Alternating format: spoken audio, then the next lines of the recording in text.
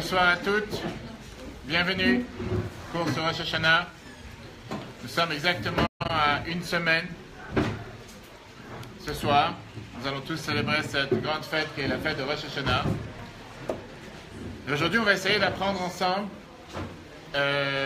qu'est-ce que veut dire ce grand jour. Qu'est-ce que c'est Rosh Hashanah?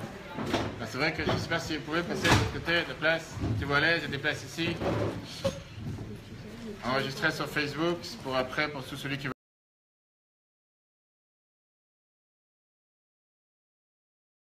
Mais quoi? T'as pas? À part ça, rien d'autre. D'accord. L'évolution. Ok, rapide. J'ai dit une sentence, vous avez choisi un mot, c'est pas grave. Nouveau départ. Vas-y. Le bonheur. D'accord. Non, c'est original. Mais j'ai pas dit qu'il faut pleurer, on va tout de suite voir justement, il n'y a pas de souci. Pourquoi pas? Le bonheur, très bien. Pour l'instant, tu vas, l'évolution, le bonheur. Vas-y. Couronner Hachem en tant que roi sur nous. D'accord? La nouvelle année, finalement, il y a quelqu'un qui le dit. Après, la douceur. Pourquoi? D'accord. Très bien. À côté, un début. Aussi. Tu peux ne pas dire. Tu peux dire aussi la fin de l'année dernière. Pourquoi pas? Ok, bonsoir. Allez-y. Création du monde. Parfait. Demandez à Kadosh Baruch Hu de régner sur nous. D'accord? Parce qu'aujourd'hui, il n'est pas. Chaque Hashanah de nouveau. D'accord. Vous avez des places ici, hein? Ah d'accord, mais après la porte, comme vous voulez. Vas-y. Un peu tout. On fait la synthèse de tout, en deux mots. Ça veut dire quoi? Douceur, nouvelle année, couronnement, tchouva. T'as oublié évolution. Quoi d'autre? Très bien. Pourquoi pas? À côté. Renouement avec Hachem. D'accord. Nouveau cycle. C'est-à-dire quoi? Un nouveau mois.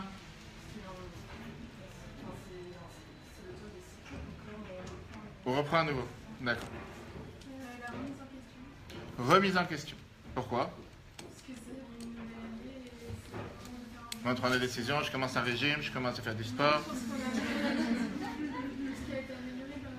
D'accord. Très bien. Pourquoi pas? Nouvelle année tout court. On reste des choses simples. On ne va pas commencer à compliquer la vie. D'accord. Tout ce qui a été dit. Il n'y a rien d'autre à rajouter? L'occasion de prendre des choses sur nous. Ok.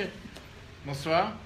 Je ne sais pas si tu as pris la parole. On est en train de faire justement un tour de table pour savoir qu'est-ce que Rosh Hashanah. Si je te demande de me définir en un mot.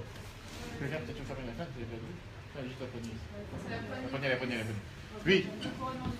Couronnement de Dieu. Donc on a dit couronnement de Dieu, évolution, nouvelle année. Très bien. Tout ça, tout ce que vous avez dit, c'est bien. Mais aujourd'hui, on va voir beaucoup plus profond. Et si je demande une dernière question, et c'est à vous de choisir, est-ce que Rosh Hashanah, c'est une fête joyeuse? Une fête dans laquelle on doit être heureux? Quelqu'un l'a dit tout à l'heure. C'est toi qui as dit? Qu'est-ce que tu as dit tout à l'heure? Le bonheur. Ou bien Rosh Hashanah, c'est tremblement de terre, l'ouragan qui arrive. On va savoir ce qui va nous tomber sur la tête. 10 jours de tchouva, 10 jours de prière, 10 jours de repentir pour certains. 10 jours de va savoir qu'est-ce qui peut nous arriver. On ne sait pas ce qui va nous arriver. Arrive Kippour et qu'est-ce qu'on fait? Si je vous demande en un mot, Rosh Hashanah, c'est une fête joyeuse ou une fête sérieuse? Il ne faut pas dire le mot triste. Sérieuse. Combien de gens tiennent sérieuse? Levez la main. 1, 2, 3, 4, 5, 6, 7, 8, 9, 10. 10 pour sérieuse. Combien pensent joyeuse? 1, 2, 3. Eh ben, et les autres? Hein, c'est tout? On peut être sérieux et joyeux. Les deux. Aujourd'hui, on va voir ensemble plusieurs raisons de qu'est-ce que c'est Rosh Hashanah, qu'est-ce que ça nous représente Rosh Hashanah, qu'est-ce que nous faisons Rosh Hashanah. Et bien sûr, je pense que vous avez tous écouté les chauffards aujourd'hui, tout écouté les chauffards. Sinon, on va l'écouter après ensemble. Au milieu, on va sonner les chauffards, vous allez voir, très passionnant. Et je ne sais pas si vous vous êtes demandé une fois la question, qu'est-ce que c'est le chauffard? Vous savez qu'on a l'habitude de sonner les chauffards tous les jours pendant le mois de Loul. jusqu'à la veille de Rosh Hashanah. Et on va voir ensemble qu'est-ce que représente le shofar, qu'est-ce que ça sert le shofar. Mais commençons d'abord avec une histoire intéressante pour comprendre qu'est-ce que nous allons faire, si Dieu veut, dans une semaine. Un juif qui n'est jamais parti à la synagogue, il est décidé avant, quand il arrivait à l'âge de la retraite, à 80 ans, il a décidé d'aller à la synagogue une fois Rosh Hashanah, voir ce que ça donne. Les gens, tout à l'heure je viens du Bet Rabat Seneman, quelqu'un est venu me voir de Tournan-en-Brie et il m'a dit, monsieur le rabbin, je serai là Kippour, mais pour la sonnerie du shofar. Et moi je lui ai dit que Kippour, il n'y a pas de sonnerie du shofar. La sonnerie du shofar à la fin de Kippour n'a aucun sens, aucun but, aucune mitzvah. La raison pourquoi on sonne le shofar à la fin de Kippour, c'est pour marquer le fait que c'est la fin du jeûne. Il n'y a aucune mitzvah d'écouter le shofar Kippour. Le shofar c'est Rosh Hashanah. Il m'a dit, non, moi c'est ma coutume, et pourquoi pas, vous êtes bienvenus. Mais là il avait décidé de venir Rosh Hashanah. Il rentre à la synagogue pendant la prière de Rosh Hashanah, juste avant le shofar, et il voit des centaines de juifs en train de prier avec des larmes et des pleurs. Rosh Hashanah. Beaucoup de gens savent que c'est aussi appelé le jour redoutable, les jours redoutables. Alors il s'étonne, il dit, je ne comprends pas, c'est pas Yom Tov aujourd'hui, c'est pas un jour de fête. Pourquoi on appelle ça les gens sont en train de pleurer? Qu'est-ce qui se passe? Qu'est-ce qui leur manque? Qu'est-ce qui arrive? Et il s'est dit, certainement ils ont faim. La prière elle a commencé à 7h du matin, à 8h, ils n'ont pas mangé depuis ce matin, ils attendent, ça fait déjà 9h, 10h, 11h, ils n'ont pas encore mangé. Ils ont certainement faim. Les gens vont rentrer à la maison et ils pleurent parce qu'ils se disent, quand est-ce que ça va déjà terminer cette prière? Arrive la fin de la Hamida. Et là, vous savez, dans certaines synagogues, ils ont l'habitude de faire la vente aux enchères pour les monter à la Torah, etc. Et en général, les juifs aiment bien se faire supplier. Et donc, ça prend 5 minutes, 10 minutes, un quart d'heure, une demi-heure. Et c'est dit encore une fois. Il dit, qu'est-ce qui se passe? Au final, les gens commencent à être joyeux, les gens commencent à parler. Il dit, je ne comprends pas. Il y a quelques minutes, ils étaient en train de pleurer. Je pense qu'ils avaient très faim. Il n'y a pas de manger qui est arrivé à table. Et tout d'un coup, ils sont en train d'être joyeux, en train de discuter, tout va bien. Qu'est-ce qui se passe? Il s'est dit, bon, certainement, ils se sont dit que plus la prière elle dure, plus le manger est en train de mieux cuire sur la plaque ou sur le four. Et certainement qu'ils ont réfléchi à ça, c'est pour ça qu'ils sont heureux. Termine la lecture de la Torah, bonsoir. Termine la lecture de la Torah. Et là, tout d'un coup, il voit qu'on commence à se préparer pour la sonnerie du shofar. Et dès qu'on commence le premier chapitre pour la sonnerie du shofar, tout d'un coup, les gens commencent à pleurer encore une fois. Il a dit, qu'est-ce qui se passe? Je ne comprends pas. Le manger n'est pas encore arrivé. Le plat, il a déjà certainement cuisiné sur le feu. Et je pense que certainement ils doivent se dire que le plat il est maintenant trop cuit et certainement qu'il a dû brûler. Et c'est pour ça qu'ils sont énervés, ils ont commencé à pleurer encore une fois. Alors c'est une belle anecdote, mais ça nous fait comprendre qu'il n'y a pas une seule mitzvah dans toute la Torah qui est aussi passionnante, sérieuse, un moment redoutable, si on peut dire, que quand on sonne le shofar dans la synagogue. On peut peut-être couper le bruit ou le calme qu'il y a dans la synagogue avec un couteau. C'est tellement tendu, on ne sait pas ce qui va arriver. Tout d'un coup, on sort une corne de bélier et on commence à sonner une trompette. Et je vous garantis que s'il y a un non-juif qui rentre dans une synagogue le jour de Rosh Hashanah, j'ai des non-juifs qui viennent aussi au Bet Rabat et qui ne sait pas d'où sort ce peuple, qu'est-ce qu'ils ont inventé comme histoire.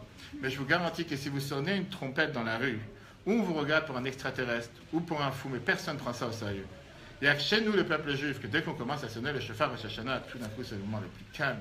Pas une personne qui parle dans la synagogue. Tout le monde se tait. Le shofar arrive. Qu'est-ce qui s'est passé? Qu'est-ce qui s'est exactement passé? Quelle est la grande merveille? Tu as entendu quelques sonneries de trompette, ça y est. Qu'est-ce qu'on a fait avec ce shofar? La réalité, elle est que c'est ce qu'on va apprendre ce soir ensemble. Quel est le but du shofar? Qu'est-ce qu'on cherche avec? Quel est le but? Pourquoi on sonne le shofar? À quoi ça sert? Pourquoi?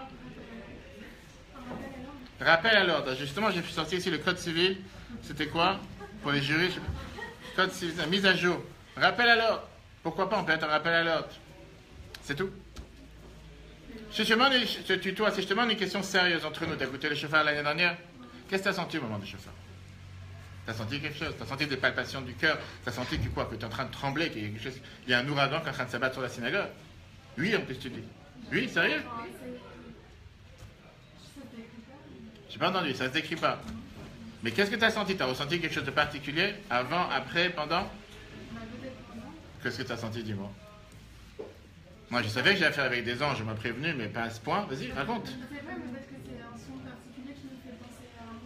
À quoi? Est-ce que tu sais comment le définir? Prise de conscience. Qui c'est qui a dit ça? Prise de conscience, rappel à l'ordre. Je ne sais pas si on est tous des juristes ici, mais pourquoi pas? Il n'y a pas de souci. Qui est quoi?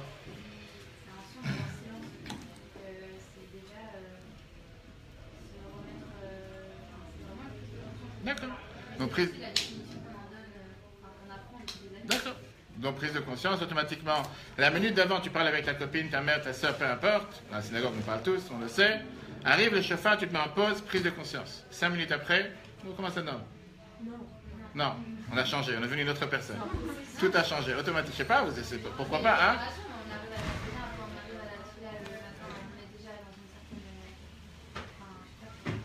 Donc, prise de conscience, rappel à l'ordre, quelqu'un d'autre? Il y a des places ici, hein? Je n'ai pas entendu. Un réveil, parce que jusqu'au chauffeur, tu dors. D'accord.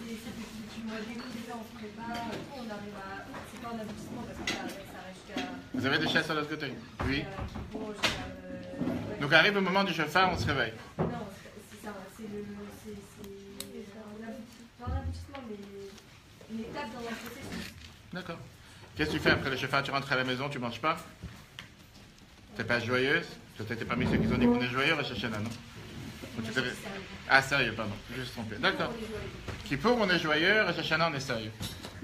Vous avez des places. Et vous avez encore 2 chaises ici. C'est pas le moment de... Hachem est en train de nous juger. Et donc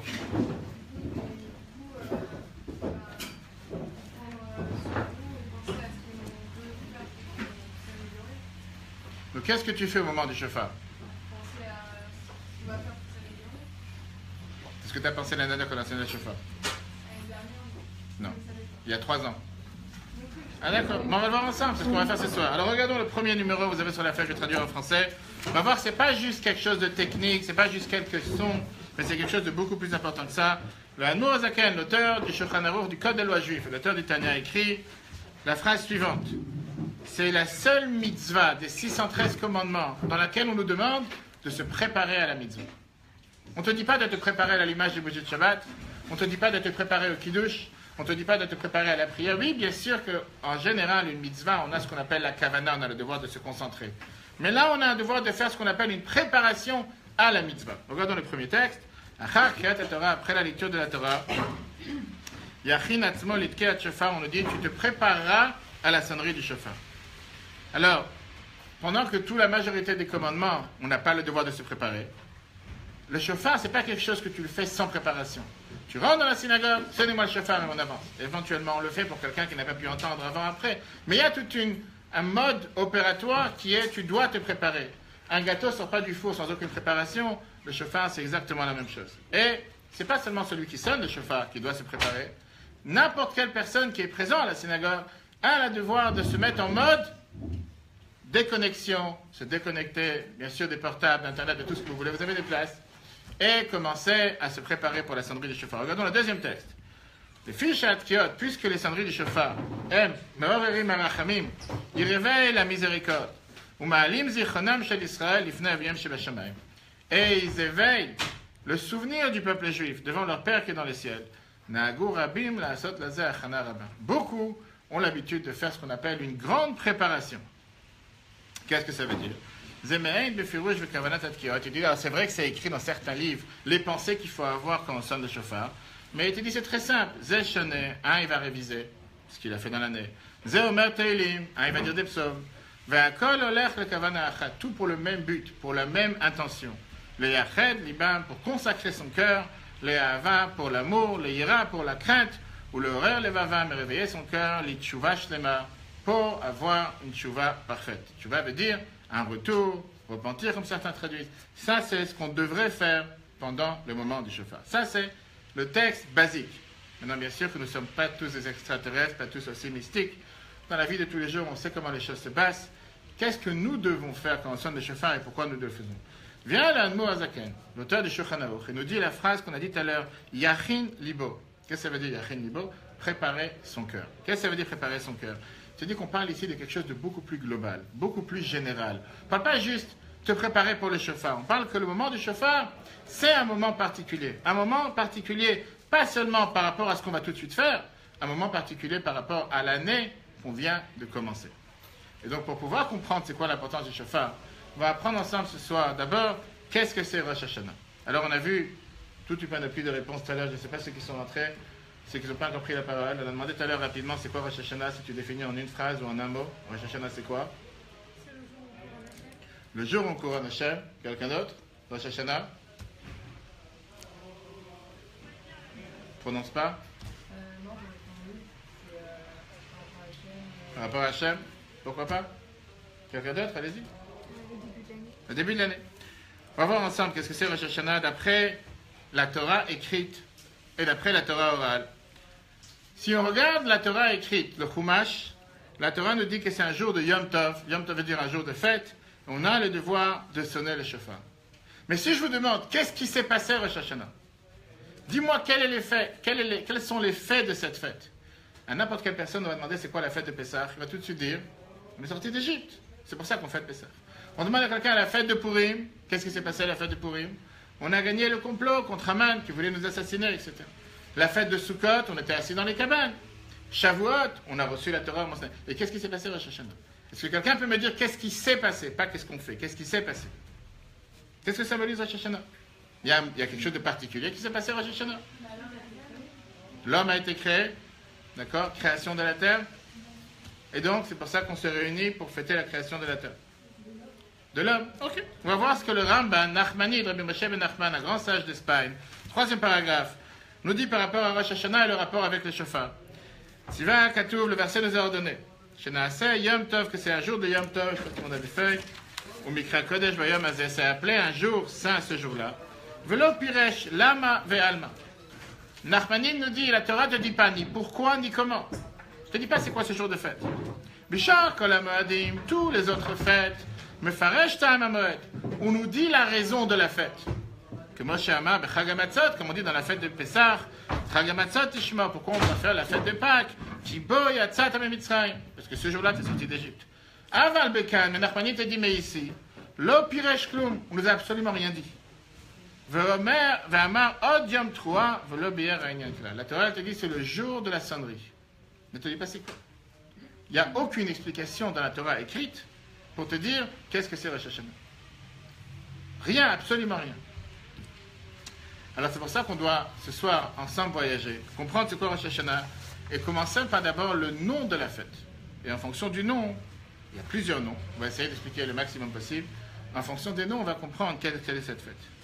Contrairement à nos amis les non-juifs, le jour du 1er janvier est appelé comment? Le Nouvel An. Vous n'allez jamais entendre un non-juif dire que le 1er janvier, c'est la tête de l'année. Et si un non-juif dit que le 1er janvier, c'est la tête de l'année, il a un problème. Parce qu'il ne sait pas de quoi il parle. 1er janvier, c'est le Nouvel An, tout court. Rosh Hashanah n'est pas appelé le Nouvel An. Oui, on le sait que c'est le Nouvel An, mais dans la Torah, ce n'est pas appris une chose pareille. Pas seulement que ce n'est pas appelé le Nouvel An, pas seulement que ce n'est pas appelé le début de l'année, mais c'est appelé la tête de l'année. Alors c'est vrai qu'on est toujours bizarre, et c'est vrai qu'on a toujours des connotations bizarres à chaque chose. Qu'est-ce que ça veut dire la tête de l'année? Tête de quoi? Quand tu dis à quelqu'un aujourd'hui tu fêtes ton anniversaire, quelle est la particularité? Aujourd'hui c'est la tête de l'année. Tête de quoi? Ton anniversaire, aujourd'hui c'est le commencement, tu fêtes 30 ans, tu fêtes 20 ans, tu fêtes 15 ans. Quel rapport avec la tête de l'année? La Torah nous explique que la tête, c'est le moteur du corps. C'est ce qui gère tout le corps de l'être humain. N'importe quel mouvement, n'importe quelle chose, n'importe quelle action dépend de la tête. La tête, c'est la centrale électrique. Tout ce qu'on va faire dans la journée, tout ce qu'on fait dans la vie de tous les jours dépend de la tête. La tête, c'est l'ordinateur du corps, ce qui dirige, ce qui fait en sorte que tout ce qu'on parle, tout ce qu'on pense, tout ce qu'on agit dépend de la tête. Et donc, en réalité, la tête en soi, sans corps, n'a pas de valeur.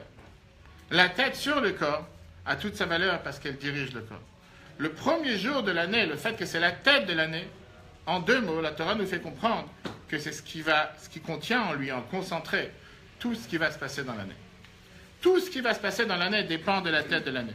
En fonction de notre comportement, le jour de la tête de l'année va avoir l'air tout ce qui va se passer dans l'année. N'importe quelle chose que je vais faire, agir, parler, penser, dormir, le jour de la tête de l'année, sera un impact définitif pour l'année à venir. Ça, c'est la base numéro 1. Regardons, ça c'est ce que l'Admor HaZaken écrit dans les paragraphes du chiffre 1. Rosh Hashanah ou Rosh ou Mochin Lechol Hashanah. C'est la tête et le cerveau de toute l'année. De la même manière qu'il y a dans la tête, dans le corps, dans l'âme de l'homme. Rosh ou Mochin, on a la tête et le cerveau. Ou Mimein, on nimshach, de la tête et du cerveau se découle, ou mitpachet, et se détaille. Chayut, pratique de la vie, détaillé le chol ever pour chaque membre. Le film must go en fonction de sa fonction. Car, Rosh Hashanah, la même chose, le jour de Rosh Hashanah, Nimshach, Chayut, Prati, découle une vie, une vitalité détaillée, le Chol Chodshei Hashanah pour tous les mois de l'année. Ça, c'est la base numéro 1. Qu'est-ce que c'est Rosh Hashanah? La tête de l'année, la centrale électrique. C'est ce qui va faire en sorte que, en fonction de notre comportement, Rosh Hashanah va être dessiné le destin de chacun pour toute l'année à venir. Très bien. Qu'est-ce qui s'est passé au premier Rosh Hashanah de l'histoire? Remontons à 5777 ans en arrière. Qui sait qu'est-ce qui s'est passé ce jour-là? Il y a eu la faute d'Adam. La faute d'Adam. Tu as commencé par la fin de l'histoire, mais c'est bien. Et le début de l'histoire? Exact. Adam a été créé. Première des choses, hein? Heureusement qu'il y a une femme qui répond. Il n'y a pas que Adam qui a été créé. Adam, au final, Adam n'était pour rien. S'il n'aurait pas eu sa femme, il n'aurait rien fait. Vous savez ce qu'on dit? Tous les couples aujourd'hui reprennent la même phrase. Chaque fois qu'un mari fait une bêtise, il dit c'est la faute de ma femme. Mais en règle générale, c'est pas lui qui s'est pas sorti d'un homme de nos jours. Premier couple sur terre qui est né. Quand Adam était tout seul, il était parfait, si on peut dire. Il s'est plaint à Dieu comment il peut vivre tout seul. Il est obligé d'avoir une femme. À partir du moment que Dieu lui a donné la femme, 3 heures après, quand il a fait la première erreur, Dieu est parti le voir en lui disant pourquoi tu as fauté? Il dit c'est la femme que tu m'as donnée qui m'a fait fauter. Alors que, au final, au départ, il était né sans femme. C'est lui qui l'a cherché. Et c'est ce que Rashi nous dit, que Dieu il s'est plaint à Adam en lui disant t'as pas honte d'être tellement ingrat avec le bien qui a été fait avec toi. J'ai fait une faveur envers toi. Et à la place d'être reconnaissant, tu viens dire que c'est à cause de ta femme. Depuis, tous les maris reprennent la même phrase. Ça n'a pas aidé de grand-chose. Mais en final, c'est ce qui s'est passé le premier jour de l'année. Alors revenons au début de l'histoire. On dit que le 25 Elul, c'était ce Shabbat. C'était le début de la création du monde. Rosh Hashanah, c'était le 6e jour de la création, le jour où l'homme a été créé. Adam et Ève. Qu'est-ce qui s'est passé ce jour-là? Qu'est-ce qui n'a pas fonctionné? En règle générale, c'est très dur de voir un couple de nos jours que 3 heures après le mariage, déjà la première dispute. Il y en a qui se disputent avant, qui se disputent un an, un mois avant. Mais le jour du mariage, on essaie d'éviter les disputes, on essaie d'éviter les débats. Peut-être on va se battre avec sa belle-mère, avec sa grand-mère. Mais le couple lui-même, en règle générale, il va essayer de faire en sorte que rien ne se passe. Et là, le premier couple qui nous montre l'exemple. Premier jour de mariage, ça n'a pas duré 3 heures. Imaginez-vous aujourd'hui un couple qui se marie 3 heures après la première dispute devant tout le monde. Adam et Ève commencent à se battre. Et Dieu, il dit à Adam et Ève en lui disant, je te demande une seule chose. Le petit arbre qu'il y a sur le coin, n'en profite pas. Tu as le droit de profiter du monde entier. Le monde entier t'appartient. Tout ce que tu veux, c'est le tien. Tu es le patron du monde. Une seule chose ne touche pas un arbre qui est sur le coin. Et c'est en général, quand tout le monde sait en tant que parent, enfant, la chose qui est interdite, c'est la chose qu'on va chercher. Alors qu'il avait tout le monde pour lui. La seule chose qu'il devait toucher, c'était l'arbre de la connaissance. Qu'est-ce qui s'est passé? La Torah, elle est explicite, directe, avec la punition qu'il allait avoir. La Torah, elle dit, B'yom acholcha mimenu mot tamut. Le jour que tu mangeras de l'arbre de la connaissance, tu vas mourir. C'est ce que la Torah dit.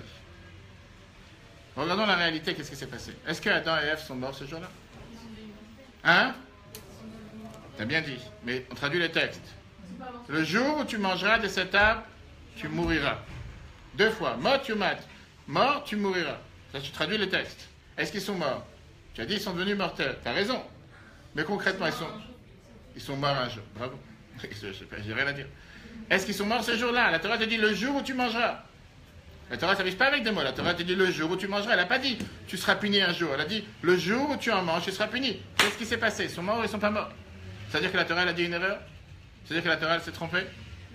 Alors qu'est-ce que ça veut dire? Et donc?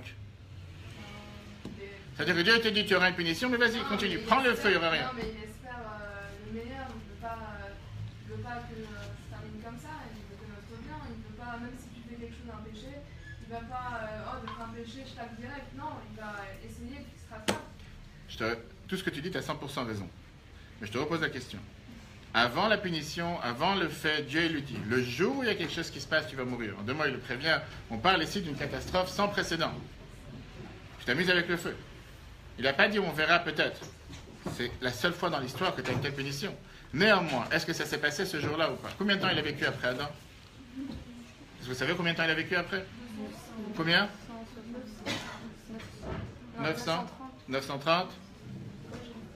200? Pourquoi pas? 900 et quelques? Il y a les inflations avec le temps. Pourquoi pas? La Torah nous dit qu'au final, Adam a vécu 930 ans. Il est né ce jour-là, 930 ans plus tard. Ça veut dire quoi? Ça veut dire en 2 mots que c'est un jour dans lequel Dieu nous a montré depuis le départ qu'il sait que ça veut dire accorder la miséricorde et la bonté. Le décret aurait été qu'il aurait dû mourir.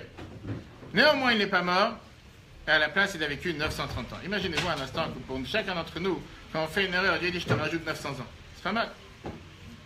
Dieu lui a dit 930 ans. Se sont passés, donc ça c'est la première histoire de Rosh Hashanah.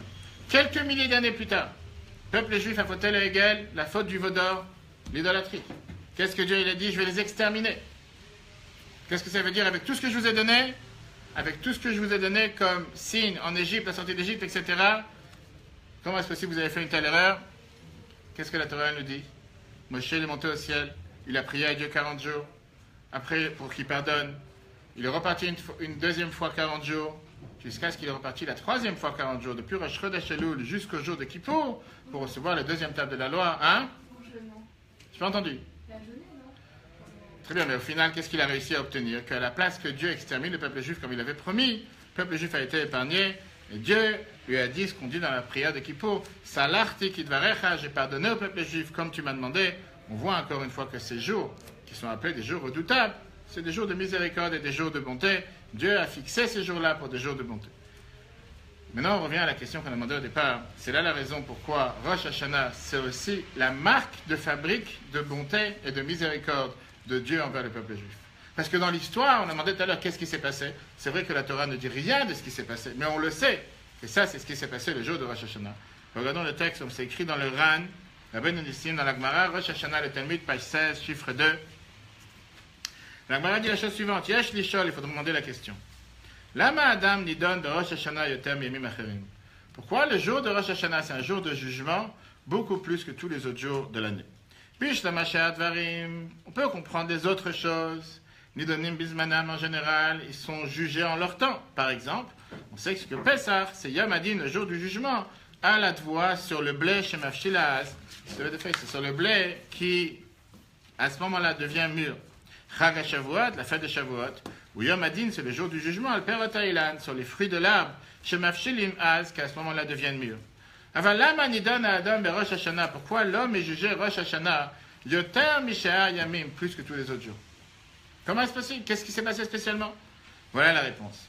Yom, on sait très bien que ce jour-là, Nivra Adam Arishon, ce jour-là a été créé Adam, le premier homme. Bishat Asir est à la 10e heure après sa création, Sarah, il a déjà fait la première faute. Bishat Achat Esra à la 11e heure, Nidon, il a été jugé. Bishat Tem Esra à la 12e heure, c'était pas la justice française. À la 12e heure, il a déjà été, Yatzab Rachamim, il a déjà été acquitté de son jugement. Amar HaKadosh Baruch Hu, Dieu, il a dit, Zeh Siman Lebanecha, ça sera un signe pour tes enfants. Sha'atidim la'amod lefanai bedin beyom zeh, qui vont tous être au jugement ce jour-là, le jour de Rosh Hashanah. Veyotzim berachamim, ils vont tous pouvoir sortir avec miséricorde. On va leur accorder la grâce. Ve'od, deuxième raison qu'on a vue tout à l'heure, chez Rosh Hashanah ad Yom Kippourim, parce que depuis Rosh Hashanah jusqu'à Yom Kippour, Itril Hashem litratzot le Moshe, Dieu a commencé à pardonner à Moshe après Chet HaEgel, après la faute du veau d'or, ou B'Yom Kippourim, et le jour de Kippour, Nitratzelo le Gamre, Dieu lui a pardonné totalement. On vient de voir deux raisons de qu'est-ce qui s'est passé à l'époque de Rosh Hashanah et qu'est-ce que symbolise pour nous Rosh Hashanah aujourd'hui. Donc en deux mots, la première réponse, le jour du jugement. Sauf si on doit penser que c'est un jour du jugement comme chacun s'imagine aujourd'hui, un jour du jugement. Quelqu'un qui va au tribunal, il n'est pas en train de chanter et danser et être tellement heureux, il ne sait pas qu'est-ce qui lui attend. Là, Rosh Hashanah dit, t'inquiète pas, depuis le début, le premier jour de la création, il y a 5778 ans sur Rosh Hashanah, j'ai déjà accordé la grâce. Quelqu'un qui était coupable de peine capitale le jour même a duré 930 ans en plus. C'est presque comme la justice française, si on peut dire. J'espère qu'il n'y a pas de juge qui nous regarde, mais c'est pas grave. Que quand aujourd'hui on décide sur un futur détenu, on décide sur un futur condamné qui doit avoir une telle peine, en général ça prend 5 ans, 10 ans. Et quand, en tant qu'aumônier, quand je visitais les détenus en prison, on dit mais ils sont jugés aujourd'hui pour une affaire d'il y a 10 ans, d'il y a 15 ans. Dieu il était un peu plus large, il a donné 930 ans. Beaucoup plus long. Ça c'était Rosh Hashanah. Ok. Il y a des places ici. Oui, avec plaisir. Vous avez encore des places comme vous voulez. Ça, c'est numéro 1. Est-ce que jusqu'à là, c'est clair? Question? Claire, question? Non? Personne? Oui? Je veux dire que ce jour-là, il était plus. Quand il y a eu Yom Kippour, Oui. quand il y a eu la faute du veau d'or, c'était le même jour où Adam était créé qu'il a fait la faute? Non, rien à voir. La faute du Vaudor, c'était pas le jour d'Adam. La faute du Vaudor, c'était juste, ça s'est passé le jour où on a reçu les 10 commandements, le 17 Tammuz. On a reçu les 10 commandements le 6 Sivan. Moshe est parti 40 jours pour chercher les tables de la loi, le 17 Tammuz. Une des raisons pourquoi c'est le jour de jeûne, c'est la faute du Vaudor. Mais c'est la période dans laquelle Dieu il a pardonné avec la 3e fois 40 jours qu'il est redescendu le jour de Kippour. C'est avec les 10 jours de Tchouva qui commencent Rosh Hashanah jusqu'à Kippour. Plus largement parlant, l'Agmara, Rosh Hashanah, le Talmud Rosh Hashanah nous dit sur la page 16b que le jour de Rosh Hashanah, 3 livres sont ouverts devant Dieu. Il y a le livre dans lequel les tzadikim mourim, les gens les plus pieux, comme tous ceux qui sont ici présents, sont inscrits et scellés pour la vie directement. Il y a les Rechaim mourim, tous ceux qui sont les plus méchants, les plus mauvais, sont inscrits et scellés pour la mort. Benonim, les gens intermédiaires entre les deux, ils sont suspendus entre Rosh Hashanah et Kippour. Et la Gemara nous dit, s'ils méritent, ils sont inscrits pour la vie. S'ils ne méritent pas, ils sont inscrits pour le contraire. Ça veut dire quoi? Qu'à partir de Rosh Hashanah commence une nouvelle fenêtre, une nouvelle opportunité, une nouvelle possibilité pour chacun d'entre nous de réparer les erreurs qu'on a fait l'année dernière, demander pardon sur les erreurs qu'on a fait et d'avoir un impact pour changer le sort et le destin de chacun d'entre nous pour l'année à venir. Peu importe ce qu'on a pu faire l'année dernière, on va tout de suite voir dans les détails. Mais Dieu il te dit à partir de Rosh Hashanah, prends ton sort, ton destin en main. Tu es responsable de ton sort. Je te donne 10 jours dans lesquels tu es capable de pouvoir avoir un impact réel, matériel, tangible, pour que l'année à venir soit la meilleure pour ce que tu veux. Mais c'est à toi de te prendre en main. Tu as 10 jours pour le faire. Depuis Rosh Hashanah jusqu'à Kippour. D'où on le sait. Premièrement, on va tout de suite voir ce que Rabbi Saadia Gaon nous dit le Rassag, un des commentateurs du Shulchan Aruch, que lui-même nous donne 10 raisons pourquoi on sonne le shofar. Et c'est ce qu'on a dit tout à l'heure, la réponse à la question principale. Quel est le but du shofar? Le but du shofar, c'est pour nous. Quelqu'un a mentionné tout à l'heure le mot, je crois, rappel à l'ordre. Je ne sais pas si c'était par ici. C'est toi? Bravo. Rappel à l'ordre, c'est surtout rappel, un cri d'alarme. Comme le matin, tu dois te réveiller, tu as l'alarme qui arrive. Viens le shofar et te rappelle. Rappelle-toi qu'on vient de rentrer dans des jours importants. C'est la raison pourquoi on sonne le shofar pendant le mois d'Elul. On va le faire tout à l'heure, si tu veux, juste à la fin du cours. C'est la raison pourquoi on a l'habitude de sonner le shofar le jour de Rosh Hashanah pour te dire, ce n'est pas des jours simples. C'est un jour particulier. C'est un jour dans lequel tu dois te réveiller, te rappeler que tu as une opportunité en or pour être le destinateur de ton destin pour l'année à venir. En 2 mots, c'est comme si on allait dire que le shofar c'est fait pour rappeler tout le monde, rentrer à la maison. C'est que le mois d'Elul, c'est le mois, on dit, dans lequel le roi est dans les champs. Arrive Rosh Hashanah, on prend conscience, peu importe ce que j'ai pu faire l'année dernière, on n'est pas là pour être amer sur notre sort. On n'est pas là pour pleurer sur notre sort. On va tout de suite voir, ça c'est la révolution de la chassidoute, de la mystique juive. Mais on est là pour se focaliser en disant, Dieu m'a accordé une nouvelle année, je suis présent à Rosh Hashanah, qu'est-ce que je fais pour changer, pour évoluer, pour essayer d'améliorer mon quotidien en s'assurant d'avoir les meilleures, bonnes, pas seulement résolutions, mais bénédictions pour l'année à venir. Regardons dans le Rassag, chiffre 3. Pardon, le paragraphe juste avant chiffre 3. Il donne 10 raisons. Ça, c'est la deuxième raison qu'on nous donne pour les shofars. Rosh Hashanah au Rishon, la Aseret Yom Teshuvah. Rosh Hashanah, c'est le premier des 9 jours de Teshuvah. Le Torkim Bo Shofar, on a l'habitude de sonner les shofars. La Achiz pour proclamer, ou la Azir al Roshenu pour nous rappeler sur nos têtes, pour nous avertir. Kol Arotze la Shuv, tout celui qui veut revenir, il y a Shuv qui revienne. Veimla, sinon, Al Yavo Betana. Ne viens pas te plaindre. Alors ça, il vient et te dit, tu sais c'est quoi le premier jour de Rosh Hashanah? Je te rappelle qu'on est un jour important. Viens pas me dire après, au milieu de l'année, pourquoi tu n'étais pas au courant. Tu as eu la possibilité d'être au courant. J'ai sonné l'alarme. Je t'ai pas réveillé, il n'y a pas de te plaindre que tu as raté l'avion. L'alarme a sonné. Ça, c'est le but du shofar. Et donc, la première raison qu'on voit ensemble, pourquoi on sonne le shofar, c'est pour nous rappeler le jour important dans lequel nous nous trouvons. Tout court, se rappeler de faire tchouva. Cette voix unique, cette voix simple, qui ne sort pas d'un instrument sophistiqué, comme on l'a dit tout à l'heure. Ça sort d'une simple corne de bélier. Ce n'est pas un violon, ce n'est pas n'importe quel saxophone. Il ne faut pas être quelqu'un qui a appris des années de musique pour savoir comment sonner dans un shofar. C'est fait surtout pour nous rappeler en nous disant, le jour est arrivé, prends-toi en main et tu es sûr que les choses vont s'améliorer. On ne va pas voir aujourd'hui ce soir les 10 raisons que le Rassag nous dit pourquoi on sonne le shofar. Mais la deuxième raison, c'est une raison qui nous parle par rapport à ce qu'on vient de dire. Regardons dans... Ça, on vient de... Pardon. La deuxième raison, on vient de le dire. La troisième raison. Quand on écoute le shofar, est-ce qu'une fois quelqu'un a fait la différence entre les différents sons? Est-ce que vous connaissez comment s'appellent les différents sons? Quelqu'un connaît? Vas-y. Kia, ça veut dire quoi? Kia, c'est un long son. Shvarim, c'est quoi? 3. Vas-y. 3, 3,5, très bien. Après 3, 9 sont minimum, d'accord. Après. Et quel est le but? Qu'est-ce que représente cette différence? Si j'ai envie de sonner 10 sons droits, 103, 109, pourquoi on doit chaque fois se mêler dans les petits détails? Ça, tu as envie de sonner une trompette, sonne pendant 1 heure, une sonnerie, 2 sonneries. Quelle différence? Comment tu sonnes? Ça fait une différence? Quelqu'un connaît les raisons? Non, c'est pour les pleurs. Un, c'est pour les pleurs. Je rappelle les pleurs. Et après, quand est-ce qu'on commence à danser? Vous avez vu une fois un mariage où les gens ils sonnent des chauffeurs? Aujourd'hui, c'est à la mode en Israël, pour tout et pour rien. Vous n'avez jamais vu une bar mitzvah à Kotel? Les gens qui viennent, vous n'avez jamais vu? Vous savez, une fois, les gens qui viennent avec le bar mitzvah à Kotel, ils sonnent des chauffeurs. Aujourd'hui, c'est devenu un instrument de musique normal. On est tellement pas normal chez nous, les juifs, qu'on utilise une corne de bélier de toutes les couleurs, de toutes les tailles, pour sonner, pour faire du bruit. Aujourd'hui, c'est devenu une corne normale. Mais en règle générale, quelqu'un qui va avoir la musique à son mariage ne conseille pas d'avoir une orchestre qui fait que des chauffeurs. Il ne va pas s'en sortir longuement.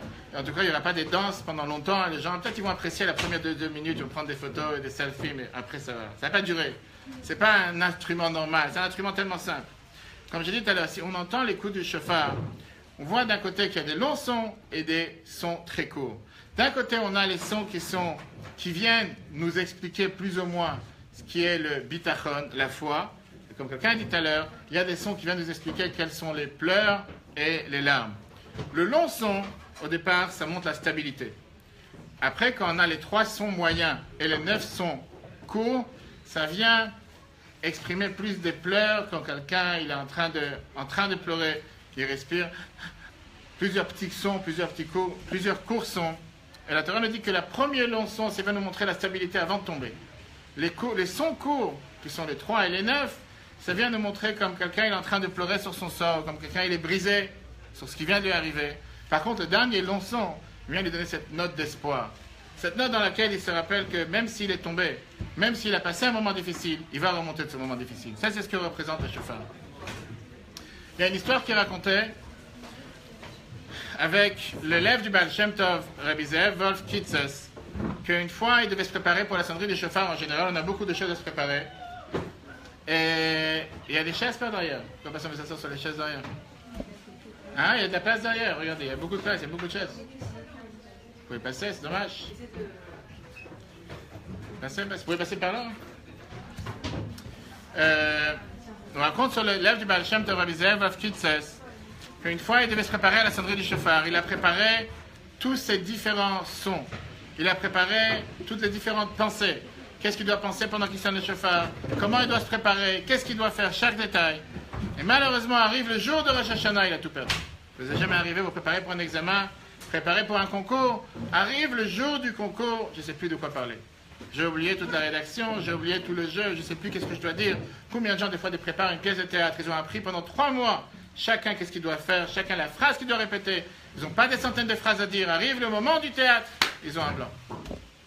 Alors aujourd'hui, il y a tous les grands présidents du monde qui ont ce qu'on appelle les fameux écrans blancs que personne ne peut voir et qu'on s'imagine qu'ils disent un discours de 3/4 d'heure sans voir sur une feuille, alors que si jamais tu éteins l'écran, ils ne savent plus quoi dire.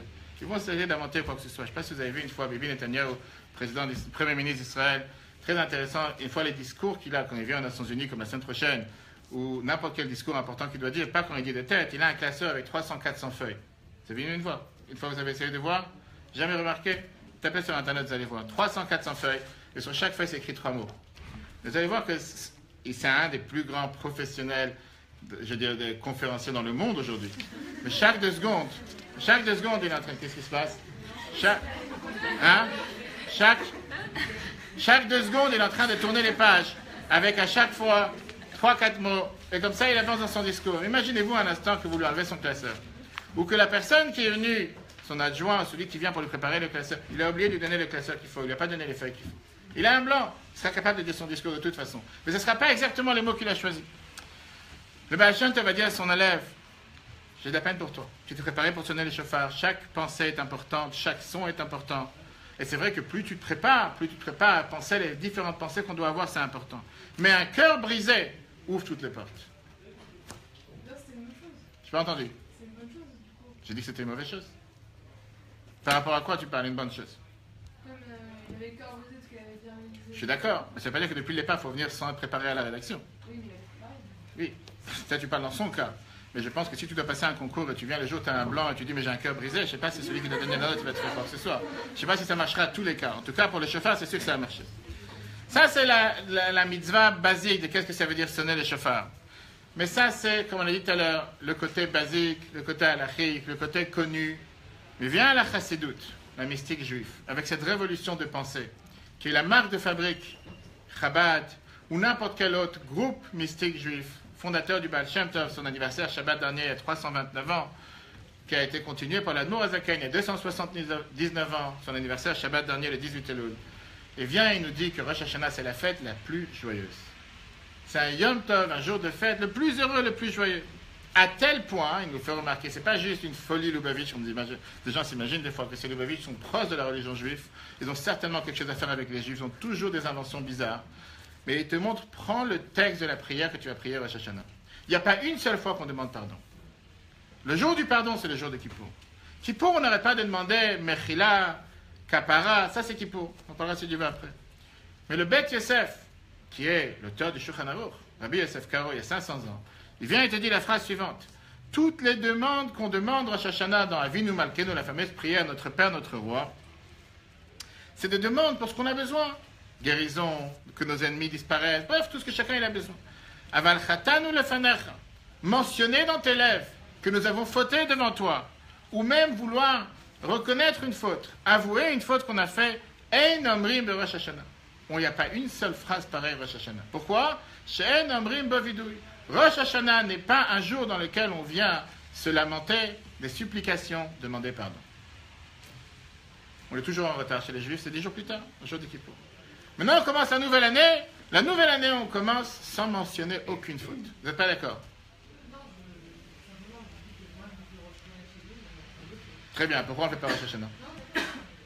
Vous avez le droit de ne pas être d'accord. Mais Rosh Hashanah, prenez le livre de Rosh Hashanah, le livre de prière. Non, mais si on prend le livre de prière Rosh Hashanah, vous allez voir qu'on ne mentionne pas une chose pareille. Pas seulement qu'on ne mentionne pas, on fait attention à ne pas mentionner quelque chose de mal qu'on a fait dans l'année. Pour ne pas tirer sur soi le coup de foudre. Pour ne pas tirer sur soi, on va dire, va savoir ce qui peut nous arriver. Aujourd'hui, c'est le jour du jugement. Le jour du jugement, j'arrive clean. Monsieur le juge, j'ai rien fait. Je suis intact, je suis parfait. Tu n'as rien à me reprocher. Et c'est effectivement ce qui se passe. Après, on verra le lendemain, on va commencer à dire telle faute et telle faute arrive, on commence à dire des fautes qu'on n'a jamais imaginées, qu'on a pu faire dans notre vie. Qu'on n'a jamais fait dans notre vie. Néanmoins, on le dit pourquoi? Parce qu'on est tous coupables les uns des autres. Je vous garantis, si vous avez vu une fois le Halchet, la prière qu'on dit le jour de Kippour, une fois, si vous l'avez lu en français, ou vous allez dire c'est un livre que celui qui l'a écrit, c'est pas de quoi il parle, ou je peux vous garantir que 98% de ce que vous dites dans l'Halchet, vous n'avez jamais fait. On n'a pas le temps ce soir, peut-être on verra après. Vous prenez les phrases du Halchet en français qu'on dit Kippour 10 fois. Je vous garantis que tous ceux qui sont ici présents ne l'ont jamais fait. Alors pourquoi on le dit? Parce qu'on est responsable de tout le peuple juif, c'est pour ça qu'on dit toujours, on demande pardon en public. Chatanu, nous avons fauté, pas j'ai fauté. Parce qu'on est responsable du peuple juif, garant les uns des autres, mais ça c'est pour Kippour. Et donc Rosh Hashanah, d'un côté c'est le jour du jugement. De l'autre côté, c'est un jour dans lequel on n'a pas le droit de mentionner pardon, ni demander de s'excuser. Alors qu'est-ce que veut dire ce jour-là? C'est quand même un jour bizarre, jour du jugement. Tu es jugé, vient le juge avec son dossier qu'il a contre toi de tout ce que tu as pu faire depuis 365 jours et tu lui dis, c'est pas le moment. Ça sera dans 10 jours. Aujourd'hui, tu me juges sur quoi? Je sais pas. Ce que tu as envie. J'ai rien fait. Cette année, j'étais parfait. Imaginez-vous un instant dans la vie réelle. Est-ce que ça a un sens de voir un tel jugement? Jugement de quoi si je n'ai même pas le droit de regarder ton dossier? Comment tu veux que je te juge avec l'ouragan Irma qui s'est battu dans plusieurs endroits à Saint-Martin, Saint-Barthélemy? Une des choses qu'on entend dans les nouvelles, c'est que le tribunal de grande instance, il y a tellement de dossiers qui ont été noyés, qui ont été perdus, que pour reconstituer toutes les pièces, ça va prendre du temps. Et ils ont fait Rosh Hashanah avant l'heure.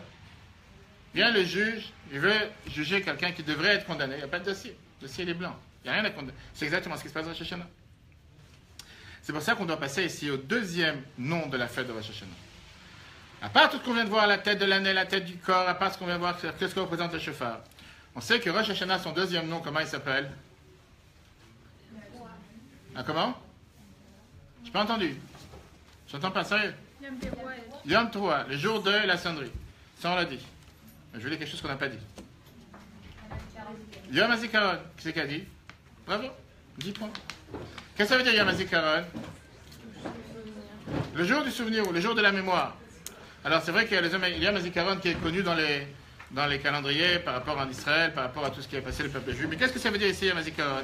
La Torah nous dit qu'aujourd'hui, Dieu il ouvre le livre des souvenirs pour retracer tout ce qui s'est passé dans les actions de l'homme. Et aujourd'hui, c'est un souvenir à double tranchant. On dit à Dieu, si vous lisez une fois la prière, je vous conseille de lire la prière de Rosh Hashanah en français. Comprendre ce qu'on dit. D'un côté, Dieu il se rappelle de tout ce qu'on a fait. De l'autre côté, on dit à Dieu, tu sais quoi, toi tu te rappelles ce qu'on a fait, nous on va te rappeler ce que toi tu as fait. On va voir la balance de quel côté elle va. Et c'est ce qu'on fait dans toute la prière de Rosh Hashanah. On rappelle à Dieu. Tu te rappelles comment Noé, on remonte là, on n'a pas la mémoire courte. En général, on dit que c'est une des qualités des femmes, pas chez les hommes, qu'ils ont une mémoire ineffaçable. Quoi qu'il arrive, 20 ans plus tard, ils sont capables de te rappeler qu'est-ce qui s'est passé. Je pense que vous n'allez pas me contredire sur ça, mais le peuple juif, Rosh Hashanah, on est tous avec cette mémoire. On se rappelle à Dieu, il y a 3000 ans, il y a 4000 ans, il y a 5000 ans. Tu te rappelles ce qui s'est passé la dernière fois? Ça, on ne l'a pas oublié. Toi, tu veux te rappeler ce qu'on a fait cette année. Nous, on va te rappeler ce que tu as fait il y a beaucoup plus longtemps que cette année. Première des choses qu'on lui rappelle, Noach et l'arche, déluge. Toi qui as créé le monde. Tu as tout mis en l'air quelques minutes après.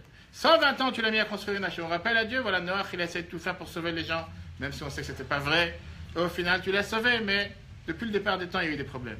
Après, on commence à lui rappeler les patriarches.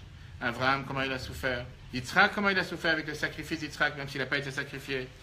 Et on rappelle à Dieu tous ces moments difficiles. Pour lui dire qu'en ce jour du jugement, rappelle-toi d'où on vient. On n'est pas né hier. On n'est pas né aujourd'hui. Il n'y a pas que cette année qui est dans notre record.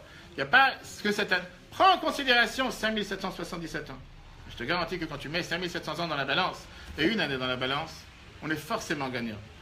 Ça, c'est aussi le but du shofar. Le but du shofar, c'est de rappeler à Dieu ces bons souvenirs, ces souvenirs profonds. Le shofar nous rappelle le moment du mariage entre Dieu et le peuple juif.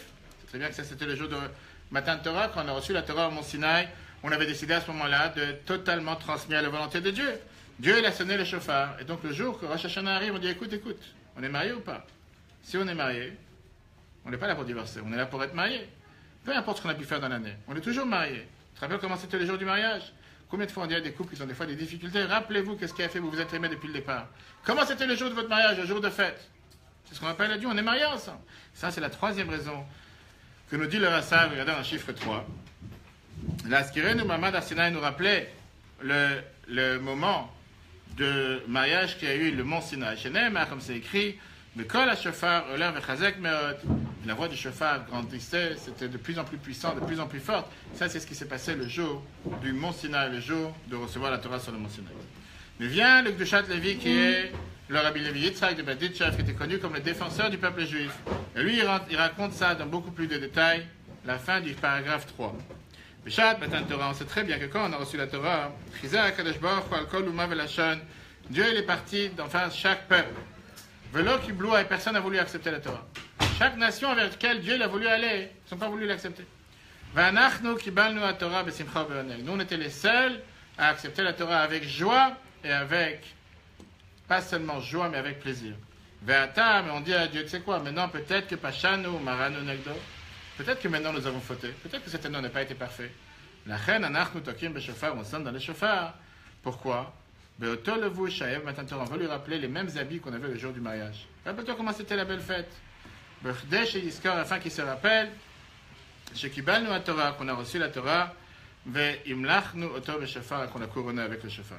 En train de dire à Dieu, peu importe ce qu'on a pu faire cette année, peut-être qu'on n'a pas été parfait, mais ne juge pas seulement cette année. Regarde la longue histoire, regarde la longue épisode que nous avons construit ensemble, la relation que nous avons construite ensemble. Nous sommes quand même mariés depuis plus de 3300 ans, 329 ans exactement, depuis 2448. Ce n'est pas un épisode d'une année. Alors peut-être qu'il y a quelque chose qui ne s'est pas bien passé aujourd'hui ou hier, mais sur le long terme, nous sommes mariés, tout va bien, on avance, ça c'est le but du shofar. La ville de Yitzhak de Berditchev raconte une histoire avec un roi qui avait l'habitude de se déshabiller des habits de son royaume, de sa royauté, de roi, et il prenait les habits de gens simples pour aller tourner dans les villages, dans les quartiers, sans que les gens réalisent que c'est le roi, pour voir qu'est-ce que les gens parlent du royaume, est-ce que les gens sont contents, comment marche le gouvernement. Beaucoup de présidents auraient pu faire exactement la même chose, pas pour juste aller prendre des selfies et serrer des mains, mais écouter comment les gens ils parlent sur leur gouvernement. Il rentre dans la forêt malheureusement, et à l'époque il n'y avait pas de Waze ni GPS, et il s'est perdu. Il ne sait pas comment retrouver son chemin.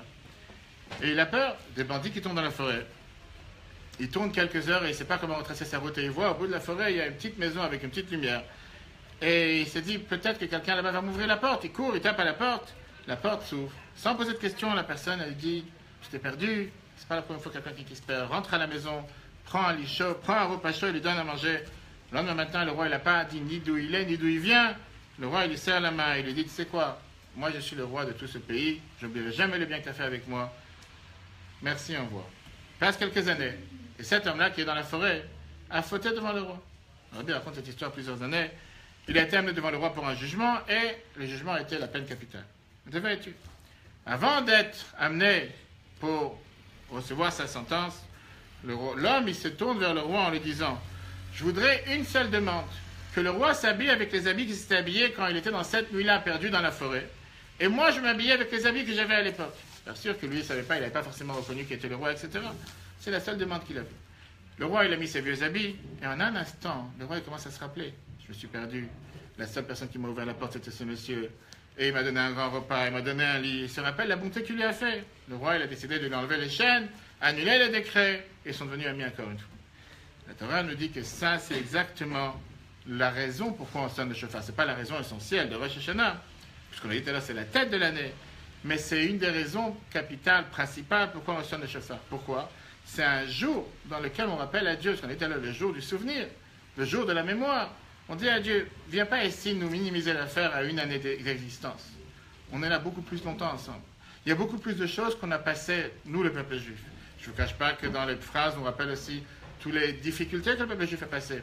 Pas besoin de se rappeler de tout ce qui se passait dans notre génération avec la Shoah, ou le dernier pogrom, ou les derniers attentats. Il y a tellement de choses qu'on met dans le mot souvenir, qu'on dit à Dieu, prends tout ça en compte. Ne te souviens pas seulement de ce que nous on a fait, mais ce que le peuple juif a subi depuis le temps jusqu'à nos jours, et on est sûr avec ça de passer le jugement comme il faut.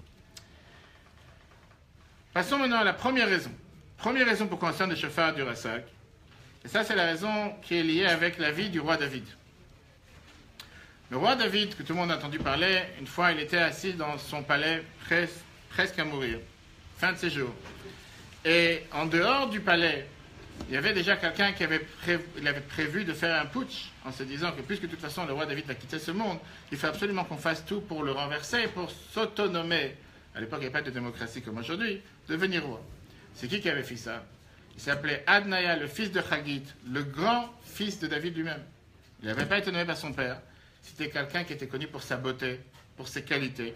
Il a décidé de profiter de la situation que son père était faible pour s'autonomer le roi et dire que moi je suis l'héritier du roi David et moi je suis le prochain roi du peuple juif. Qu'est-ce qu'il a fait? Comme n'importe quelle personne qui organise un putsch, celui qui connaît un peu l'histoire dans la Bible, il a pris avec lui son chef de guerre qui était Yoav ben Tserouia et il a décidé de faire toute une grande cérémonie pour couronner le nouveau roi. Bathsheba, la mère du roi Salomon, elle a compris que sa vie et la vie de son fils étaient en danger. Adniah va se précipiter pour tuer les deux, pour pas qu'il l'empêche. Elle est rentrée dans la chambre de David. Elle lui a dit, je t'en supplie, mets en application le testament que tu avais déjà écrit depuis longtemps, que le roi Salomon, c'est lui qui doit devenir le roi, et pas Adniah. Avec ses dernières forces, il a appelé Nathan, le prophète, il a appelé Tzadok, le grand prêtre, et il leur a dit d'amener le roi Salomon, qui n'était pas encore le roi, à la source de Gihon, de loindre avec la fameuse huile avec laquelle on avait l'habitude de mettre sur les rois, et de sonner le chauffard. Et avec ça, le peuple entier a crié, Yechi, Amelech Shlomo, que vive le roi Salomon. Regardons le chapitre 4, c'est écrit dans le livre de Shmuel, premier livre, chapitre 39. Vaikar Tzadok HaKohen, Tzadok le prêtre, Vaimshachet Shlomo il a loin, Shlomo va être que le chauffard, ils ont sonné le chauffard. Vayamru Kolam, et tout le peuple a dit, Yechi Amelech Shlomo, que le roi Shlomo vive. Vient Shmuel et continue, nous dit la même chose avec une autre histoire. Kashamachem et Kol HaShofar, quand vous allez entendre le son du chauffard, va Martem, vous allez dire Melech Avshalom Bechevron, il y a le roi Avshalom dans Chevron. Pourquoi ces deux paragraphes? Parce que la Torah nous rappelle que le but du chauffard dans l'histoire du peuple juif a toujours été aussi pour couronner le roi et montrer comment on est soumis sous la volonté du roi. Et d'ailleurs, c'est aussi ce qui est écrit dans la Kabbale, que chaque début d'année, il y a un tremblement qui se passe dans le ciel. Pas un ouragan sur terre, un ouragan dans le ciel. Le fait qu'on tourne la page, c'est pas juste un autre chiffre dans le calendrier. C'est pas juste qu'on passe de 5777 à 5778.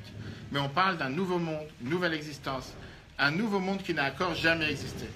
La veille de Rosh Hashanah, il y a un jugement qui se passe dans le ciel pour savoir est-ce que le monde doit continuer à exister? Est-ce que ça vaut la peine que le monde continue à exister? Est-ce que le monde tel qu'il est aujourd'hui a une valeur Est-ce que ça vaut la peine qu'il continue ou vaut mieux qu'il cesse d'exister, qu'il cesse d'être créé? Et comme on dit tous les matins dans la prière, que si Dieu ne fait pas créer le monde à chaque instant, le monde disparaît. C'est écrit dans le Midrash que c'est exactement ce qui s'est passé dans les cieux, le premier Rosh Hashanah, avant la création de l'homme. Je ne sais pas si vous savez que dans la Torah, c'est écrit « Naase Adam ». Dieu, il a dit « Faisons ensemble un homme ». Qu'est-ce que ça veut dire « Faisons ensemble » Dieu, il avait besoin des gens qui l'aident. Mais le Midrash nous dit que Dieu, il a demandé conseil aux anges, en leur demandant « Est-ce que ça vaut la peine de créer un humain? Est-ce que ça vaut la peine de créer quelqu'un qui va venir sur terre? Est-ce qu'il va être capable d'agir en fonction de ce que j'attends de lui?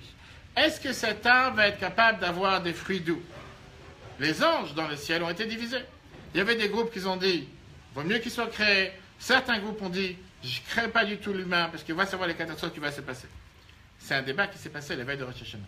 Bien, le Midrash nous dit que c'est exactement la même chose qui se passe chaque année le jour de Rosh Hashanah.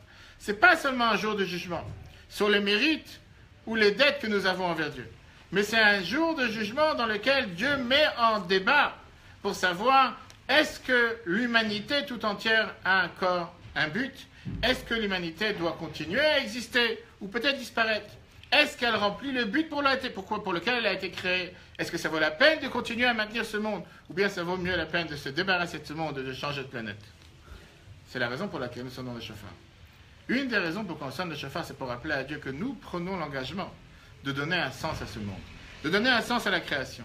Le matin du Rosh Hashanah, on prend le chauffard dans les mains, on couronne Dieu à nouveau comme un roi, parce qu'on accepte avec le chauffard la royauté de Dieu. Je ne sais pas si quelqu'un l'a mentionné ça tout à l'heure.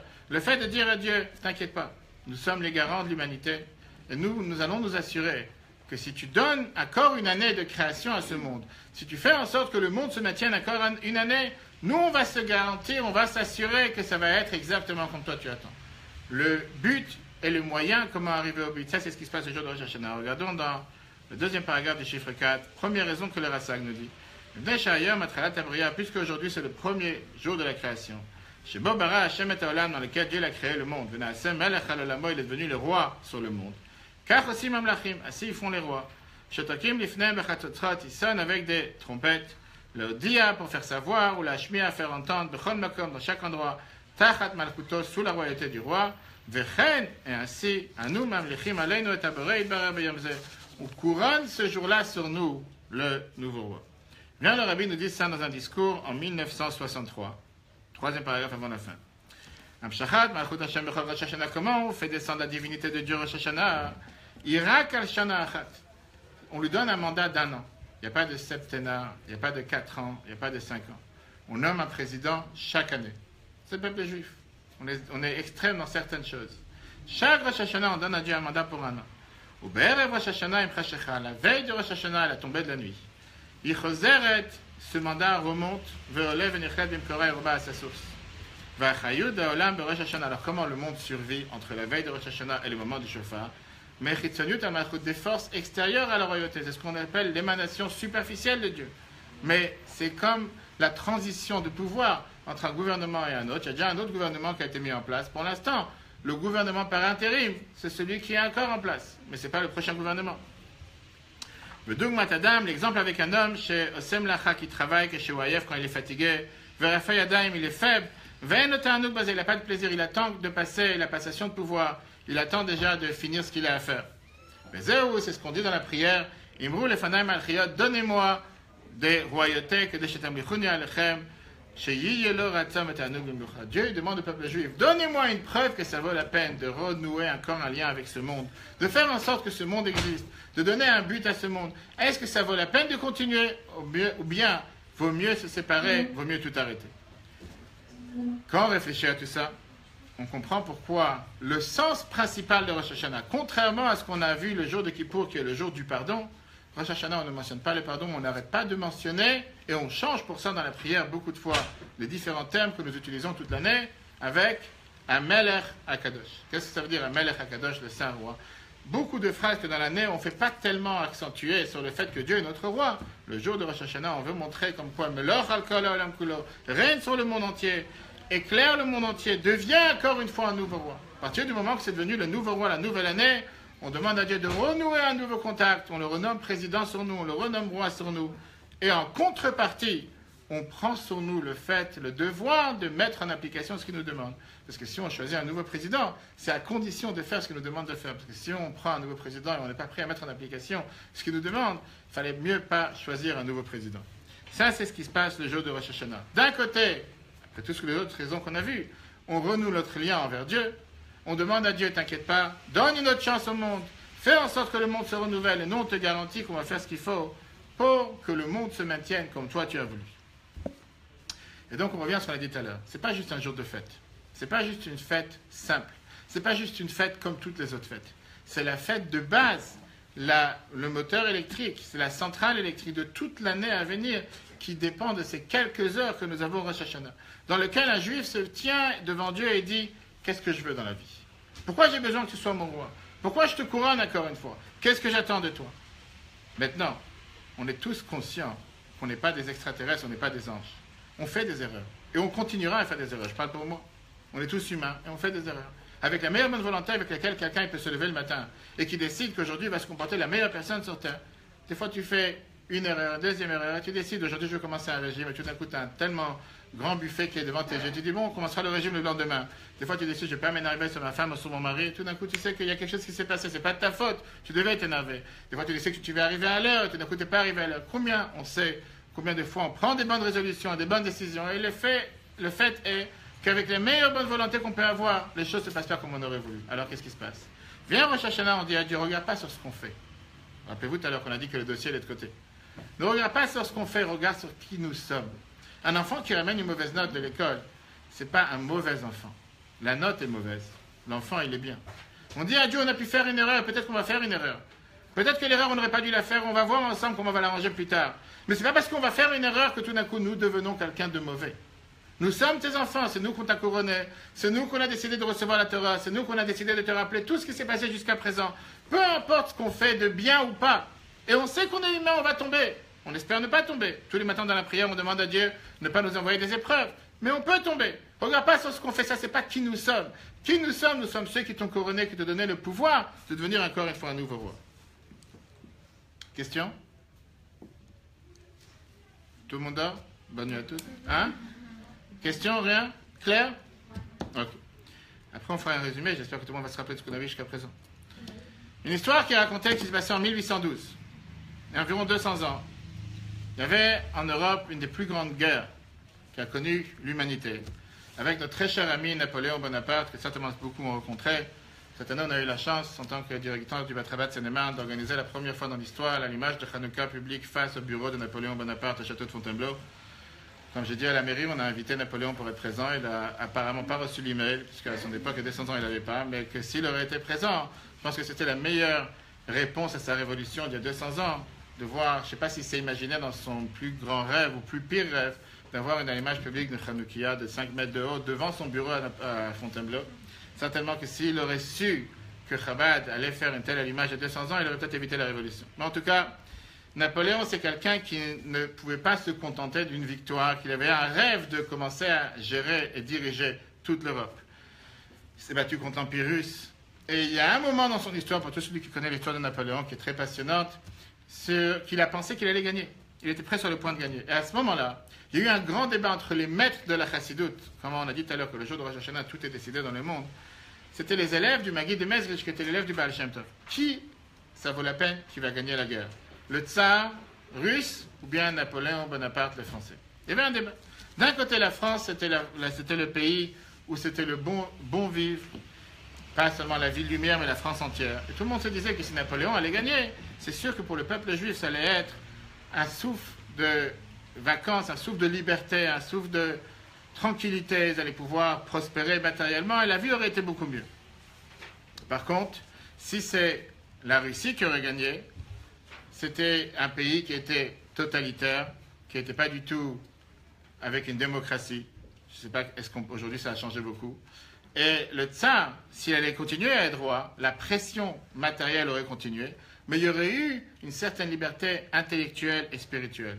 Le peuple juif aurait eu beaucoup plus de facilité à pouvoir pratiquer la Torah et les mitzvot. Et là, il y avait le doute. Qu'est-ce qui vaut mieux? Avoir une liberté matérielle ou avoir une liberté spirituelle? Il y a l'Admour Azaken, qui était l'auteur du Tanya du Shulchan Aruch, premier rabbi de Chabad. Et lui, il a dit que le plus important pour le peuple juif, c'est de pouvoir faire ce que Dieu attend de nous. D'avoir une liberté spirituelle, de pouvoir faire sa religion tranquillement. Vaut mieux que le tsar reste le roi. Et ses meilleurs amis, comme le Rabbi Levi Yitzhak de Berditchev, lui, il pensait le contraire. Vaut mieux que le peuple juif ait une liberté matérielle, avoir une tranquillité matérielle, etc. Et donc, c'est mieux que c'est Napoléon qui gagne la guerre contre les Russes. Ils ont décidé de faire ensemble un pari spirituel. En sachant que quand on sonne le chauffard, on crée le destin de ce qui va se passer cette année. Ils se sont dit comme ça, le premier qui va sonner le chauffard Rosh Hashanah, ils n'habitaient pas dans la même ville. Le premier qui sonne le chauffard Rosh Hashanah, il est garanti que c'est son candidat qui va gagner cette guerre. C'est une guerre énorme qui a tué des millions et des millions de personnes. Le matin de Rosh Hashanah, le Rabbi Levi Yitzhak de Berditchev ne s'est pas pressé. Il s'est dit, les Lubavitch, je ne commence jamais la prière à 7h, ni à 8h, ni à 9h. À 10h, là, ça va, il y a le temps. Le temps qu'ils commencent la prière, le temps qu'ils avancent, moi j'ai le temps d'aller au mikveh, de me préparer, d'apprendre, de faire toutes les pensées qu'il faut pour commencer à se préparer à sonner le chauffard. Ça, c'était dans la ville de Berditchev. L'Admour Azaken qui était en Lituanie, lui, il s'est dit, la Halakha nous dit qu'on n'a pas besoin de sonner le chauffard dans l'ordre. Après qu'on a commencé la première prière, la lecture de la Torah, et après on arrive au chauffard, quand c'est en général 11h midi. Tu peux te lever le matin de Rosh Hashanah. La première chose, à 6h du matin, tu sonnes les chauffards, comme on fait dans les maisons de repos, dans les prisons, dans les hôpitaux, pas forcément dans l'ordre. Et donc, il s'est levé, il a commencé à sonner les chauffards, la première des choses le matin. Quand le Rabbi Levi Yitzhak de Berditchev avait entendu une chose pareille, les jours de Rosh Hashanah, il n'y avait pas les WhatsApp, il n'y avait pas les Facebook. Il a entendu, force spirituelle. Il a dit, ah, le Lituanien m'a déjà devancé. Parlant du Rabbi d'Admour Azaken qui venait de Lituanie. Et c'est comme ça qu'il a fait en sorte que Napoléon a perdu la guerre en Russie. Et après, la suite, comme tout le monde connaît. C'est pas juste une histoire. Parce que ça nous montre c'est quoi la force du moment quand on sonne le chauffard. C'est pas seulement un moment dans lequel on sonne une trompette matérielle. C'est pas qu'avant on était au mois d'août à la plage en train de bronzer, on arrive le mois de septembre, on devient en mode sérieux, arrive Rosh Hashanah, on devient en mode, quelqu'un l'a dit tout à l'heure, rappel à l'ordre, arrive le jour de Kippour en mode pardon et après la vie est belle. Le moment de Rosh Hashanah, c'est le moment où on prend conscience. Quel est le plus important? Le moyen ou le but? Est-ce que cette année, c'est une année que Dieu va m'accorder dans laquelle je décide de changer, ou c'est une année qui va être une année totalement ratée, une année totalement gâchée, exactement la même que l'année dernière? Si cette année que Dieu va m'accorder, que Dieu accorde à chacun d'entre nous, c'est pour être exactement la même, sans différence, c'est une année de perdu. Ce n'est pas une année dans laquelle ça vaut la peine de la voir, parce que ça ne sert absolument à rien pour être exactement le même.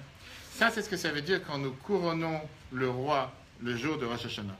À ce moment-là, ce jour-là, Dieu il décide, à travers le fait qu'on lui sonne le chauffard de devenir notre roi, mais ça nous engage avec un engagement énormément puissant. Si tu me couronnes comme un roi, qu'est-ce que tu fais pour que je sois roi? C'est très bien ce que la Torah nous dit, qu'il n'y a pas de roi sans peuple. Un roi sans peuple n'est pas roi. Le roi est le roi seulement sans il y a un peuple. Et pour qu'un peuple existe, il faut qu'il se soumette à la volonté du roi. Ça, c'est le point principal que nous faisons le jour de Rosh Hashanah avec le chauffard. Comme on a commencé au départ, on a besoin de se préparer, on a besoin de penser. Mais la base de tout, c'est de se dire, l'année que Dieu nous donne, ça soit une année, pas seulement, encore une année, où on a tourné un chiffre sur l'iPhone ou sur le calendrier. Avant, on était la 5777, maintenant 5778. Mais on prend sur nous de se dire, cette année sera différente. On n'a pas dit qu'il faut faire, on va tout de suite voir des gigantesques ouragans, voire tempêtes, changer, faire un chamboulement total, parce qu'on n'est pas capable de faire un chamboulement. C'est pas ça que Dieu attend de nous. Mais de prendre la décision au moment du chauffard, en quoi cette année sera différente. Dans tous les domaines, matériellement, spirituellement. Regardons le dernier texte. L'avant-dernier paragraphe, le Rabbi dit que Sifrei Kabbalah, dans les livres de Kabbalah, Mouva, c'est écrit l'Omar de dire le Shem Yechud, la fameuse prière qu'on dit avant qu'on accomplit les mitzvot. Oulam Rabbeinu Meladmour Azaken, Lo Eviken de Sidoro, il n'a pas mis ça dans son livre. Pourquoi? Mishum She'en Zeshavel le Chol Nefesh, c'est pas la même chose pour tous. Avaler, parce qu'on n'est pas tous capables d'avoir les mêmes pensées quand on fait des mitzvot. Il y a quelqu'un qui peut plus se concentrer, quelqu'un qui peut moins se concentrer. Avaler Yider, mais il a fixé de le dire tous les matins avant Baruch She'amar. Yesh Loma, pourquoi on le dit le début du matin? Parce que Yesh Chaven, Kavanazo, on a cette pensée que c'est une poula, Nimshechet, ça a un impact continu, le Chol HaMitzvot, pour toutes les mitzvot, Ana Asod, Meshach Yomzeh, qui sont faits pendant ce jour. Yesh Loma, et il termine le dernier paragraphe. Le Gabé Achanat Alev, Ifnet Ki HaShofar, comment on se prépare pour la sonnerie du chauffard? Mitzvah Zou, cette mitzvah, Iklalit, elle est générale. Anogat, la Avodat Adam, Meshach Hashanah Kula, qui a un impact sur le travail de l'humain pendant toute l'année à venir. Rosh Hashanah, comme on a dit tout à l'heure, Nikra Rosh, c'est appelé la tête. Amanig et Hashanah, qui dirige l'année. C'est pour ça que tout le peuple juif doit se préparer avec la sonnerie du chauffard. Alors, tout ça, c'est de la théorie. Rentrons maintenant dans la pratique, et avec ça, on va terminer. En 1963, Rabbi avait l'habitude d'écrire des lettres à tout le peuple juif partout où il se trouve. Pendant la période des Slichot, pendant le mois de Loul, Rabbi écrivait avec une certaine peine sur le fait que les jours du mois de Tishri passent et ne laissent pas un vrai impact sur toute l'année à venir. C'est encore une fête. On va encore faire la fête chez les parents, chez les beaux-parents, chez les amis, chez les copains, chez les copines.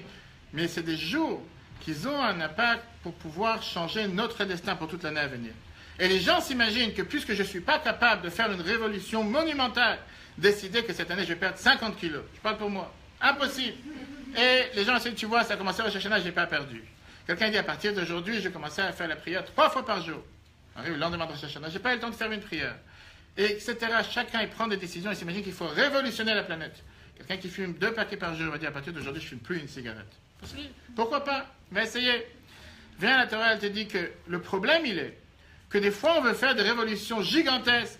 Et ça, le résultat, ça en découle en 0 résolution. 0 application.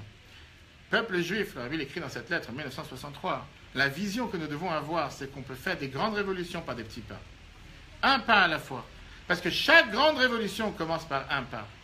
Commence par une étape. D'abord, c'est la raison pour laquelle le Shulchan Aruch nous dit qu'on évite de dormir au Rosh Hashanah, pas la nuit, le jour. On n'est pas des extraterrestres, 48 heures, on ne peut pas rester sans dormir. Mais la journée de Rosh Hashanah, pourquoi on évite de dormir? Parce qu'on dit que notre mazal est présent et on dessine le destin de notre mazal pendant l'année à venir. Comment tu peux dormir? On te dit que tu as le moment de pouvoir demander à Dieu. Les portes du ciel sont ouvertes pour demander tout ce que tu as besoin. Qu'est-ce que tu es en train de dormir? Tu peux dormir si tu es assuré que tout ira bien. Il y a des gens qui sont garantis qu'ils ont un crédit de 50 ans en avance. Ça n'a pas besoin de faire quoi que ce soit. Mais en règle générale, on s'est dit c'est un moment que tu peux utiliser chaque minute pour faire un psaume en plus, une prière en plus, une parole en plus de Torah. Pourquoi tu ne vas pas ton temps à dormir? C'est pour ça qu'on évite de dormir. On dit qu'on utilise pendant les 48 heures de Rosh Hashanah chaque instant pour pouvoir ajouter dans la lecture des psaumes. On n'a pas dit qu'il ne faut pas manger, ni il ne faut pas prier. Mais quand dans l'année on dit une parole qui est peut-être importante ou pas importante, on ne se prend pas la tête. Mais quand tu sais que Rosh Hashanah, chaque parole que tu fais, chaque parole que tu dis, ça a un impact pour l'année à venir, tu feras beaucoup plus attention. Je ne sais pas si on a ici plusieurs femmes mariées. Une femme enceinte sait qu'elle doit faire beaucoup plus attention parce qu'elle a un enfant dans son ventre qu'une femme qui n'est pas enceinte. Elle ne va pas faire forcément tout type de sport, pas faire tout type de gym. Quelle différence? Elle dit, d'abord je suis femme, avant d'être mère. Même s'il y a un enfant, je porte la vie de deux personnes sur moi. Il y a moi et mon enfant. Il y a moi d'abord. Et une femme enceinte qui parle de cette manière et qui fait tout et n'importe quoi, elle peut mettre en risque sa grossesse et son enfant. Rosh Hashanah, on est en train de planter les graines pour tout ce qui va se passer dans l'année à venir. De là l'importance pourquoi on fait tellement attention. Nos sages nous disent qu'on prend sur soi une bonne résolution. On n'a pas dit 36, une bonne résolution chaque année. Se dire comment je vais changer par rapport à l'année dernière. Pour ça, chacun il a son rave, chacun il a son maître, chacun il a la personne qui peut le conseiller, matériellement, spirituellement. Comment je vais changer, comment je vais évoluer? Qu'est-ce que je prends sur moi? Quand au moment où je sonne le chauffeur, on va tout de suite voir l'importance. Est-ce que ça sera la même année que l'année dernière ou ça sera quelque chose de différent? Et il y a tellement de choses sur lesquelles on peut évoluer. Oui. Quand on dit on prend une bonne résolution, ça peut être aussi un futur problème qu'on va rencontrer, qu'on doit prendre. Donc chaque matin, je me lève à 7h, je vais commencer à me lever à 7h mon cas. Par exemple. Qu'est-ce que ça dit un futur problème? Tu anticipes le début de l'année que tu auras des problèmes? On veut penser positif. On a déjà vu les problèmes. Alors quel type de problème? Un exemple. Par exemple, les problèmes pour faire les fêtes, par exemple. Problème pour faire les fêtes. Par exemple, tu voulais cuisiner un poulet rôti et la place est sortie un poisson rôti. Quel type de problème? Je ne sais pas, donne-moi un exemple. Problème, c'est à l'école. Oui. On risque de te virer. On risque de te virer si tu fais les fêtes. Bah oui. D'accord. D'accord. Et donc? Du coup, déjà, c'est un effort de partir quand même en prenant un risque. 100%. Du coup, c'est un effort. Mais qui a dit que c'est pas un effort? Qui a dit que c'est pas un effort? Personne, mais. Tu attendais les applaudissements, on peut tous applaudir ensemble, pourquoi pas? C'est vrai, c'est un effort, il n'y a pas de souci, c'est énorme. Mais je parle, mais quand tu parles, les fêtes et Rosh Hashanah, tu parles d'un moment. Moi, je te parle au quotidien, dans ma vie de tous les jours. Comment je vais être chaud? Il fait chaud pour ouvrir la porte? Ou la fenêtre? Où un peu la fenêtre? Hein? Vous respirez plus. Moi, je n'ai pas voulu dire parce que c'est Dieu qui fait chaud, on va me dire, c'est moi. Je vais ouvrir la fenêtre? Trop dur. Alors, ouvre un peu la porte. Qu'est-ce que je disais? Tu as raison, mais l'idée, c'est de prendre une résolution pour l'année à venir. Quotidiennement. Tu as bien dit, c'est un énorme effort pour quelqu'un qui devrait être présent, qui va pour le fait d'écouter le chauffeur, etc. Et c'est sûr que Dieu il voit les efforts qu'il fait, il le récompense en fonction. Mais de l'autre côté, se dire quotidiennement qu'est-ce que je prends sur moi pour changer. Je vais juste terminer avec une dernière histoire avant de passer au chauffeur. Une histoire qui vous montre comme quoi l'importance du moment du chauffeur. Ça a une importance pour la vie à venir, pour l'année à venir. C'était Rosh Hashanah 1971. Et vous savez qu'en général, quand on sonne le chauffeur, des fois ça passe de manière simple, des fois ça passe pas de manière simple. Des fois, on arrive à sonner facilement, des fois on n'arrive pas à sonner facilement. Là, c'était dans la grande synagogue du Rabbi Lubavitch. à New York, il y avait des milliers de personnes autour. Alors, Rabbi sonne le chauffard, chaque année, il avait l'habitude de sonner le chauffard pour rendre quitte tout le monde. Les premières sonneries passent simplement, rapidement, et la dernière sonnerie ne passe pas. Le Rabbi, il avait 2-3 chauffards pour échanger. Des fois, il y a un chauffard qui est un peu usé, pas usé. Le dernier chauffard, il ne passe pas. Et il essaye 1 fois, 2 fois, 3 fois. 20 minutes d'attente pour que le dernier coup de chauffard passe, et ça ne passe pas. C'est difficile. Le Rabbi se retourne vers une personne qui, je dis, il y a des milliers de personnes tout autour. J'ai eu la chance d'être présent avec le Rabbi de nombreuses années à Rosh Hashanah. Parmi les milliers de personnes, le Rabbi regarde vers une personne. Et tout d'un coup, il reprend le chauffard et là, il sonne et tout passe normalement.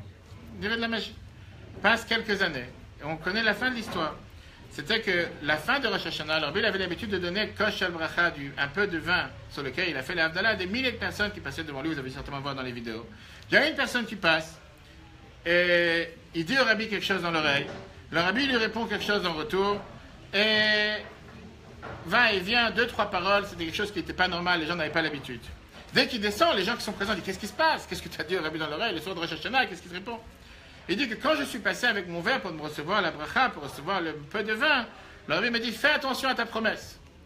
Assure-toi de mettre en application ta promesse. Il n'a pas compris de quoi il parle. Et c'est pour ça qu'il a demandé au Rabbi mais de quelle promesse? Le Rabbi dit la promesse que tu as faite pendant les sonneries du chauffard. C'est ce qu'on appelle la télépathie juive. Lui, il s'est rappelé que le matin, pendant les sonneries du chauffard, quand il a vu que le Rabbi avait des difficultés à sonner, il sentait que c'est un moment particulier. Et il a dit à Dieu en disant la chose suivante, il a dit que si je mérite d'avoir cette année un enfant, parce que ça fait plusieurs années de mariage que je n'ai pas d'enfant, et je mérite d'avoir un enfant, parce qu'au moment du chauffage, je peux faire tomber toutes les bénédictions pour moi, je promets de l'amener l'année prochaine pour être présent chez le Rabbi, pour remercier le miracle que j'ai vu. Lui, il était assis à des dizaines et des dizaines de mètres. Le Rabbi est en train de sonner les chauffards. Et en plein pensée qu'il demande une bénédiction à Dieu, le Rabbi lui dit, rappelle-toi ta promesse. Le soir, en lui disant, j'ai entendu ce que tu m'as demandé aujourd'hui. Rappelle-toi ta promesse d'amener ton enfant l'année prochaine. Bien sûr, c'est ce qu'il a fait. Qu'est-ce que ça nous montre ça? Ça nous montre que le moment qu'on sonne le chauffard, on a une puissance qu'on ne peut pas mesurer dans la main de chacun d'entre nous. De faire en sorte que n'importe quel besoin que nous avons, on demande à Dieu de le faire descendre, que ce soit dans la santé, que ce soit dans les concours, que ce soit dans la réussite, que ce soit dans le couple, que ce soit dans trouver son partenaire. Mais c'est un moment qu'on ne pourra pas retrouver après. Hier, j'avais un mariage. Je parlais au couple juste avant la choupa en leur disant j'ai l'habitude avec tous les couples qui se marient en général. Au moment de la choupa, il y a toujours le photographe qui n'est pas venu, il y a le violon qui n'est pas venu, il y a la musique qui ne chante pas ce qu'on a prévu, la musique elle a commencé au milieu. Tout pour se distraire et tout pour penser à tout sauf à ce qu'il faut penser. Je dis écoute, c'est ton mariage, c'est votre couple, vous êtes sous votre choupa. Dans un quart d'heure, ça sera terminé, mais c'est le moment où vous allez descendre toutes les bénédictions pour toute votre vie ensemble. C'est dommage de perdre ces 15 minutes ou 20 minutes pour regarder si le photographe il est là, si la musique elle a commencé, si la robe elle est pas, ou si les fleurs ils sont tombées. Focalise-toi, c'est des 15 minutes que tu ne retrouveras pas dans la vie. Exactement la même chose à Rosh Hashanah. Le moment du chauffard, c'est le moment où on peut descendre toutes les bénédictions que nous avons besoin avec tout ce qu'on a expliqué.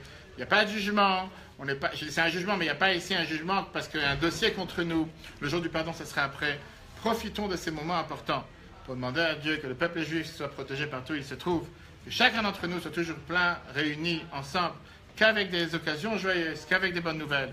Est-ce que ce que chacun désire, que ce que chacun veut, que chacun demande, que Dieu exauce pour nous tous ensemble, le peuple juif, qu'on soit réunis à Jérusalem avec la venue de Mashiach, encore avant cette année, le jour de Rosh Hashanah. Si vous avez des questions, je vous passe à la sonnerie du chauffard. Je prends juste ma sacoche, elle est là. Allez.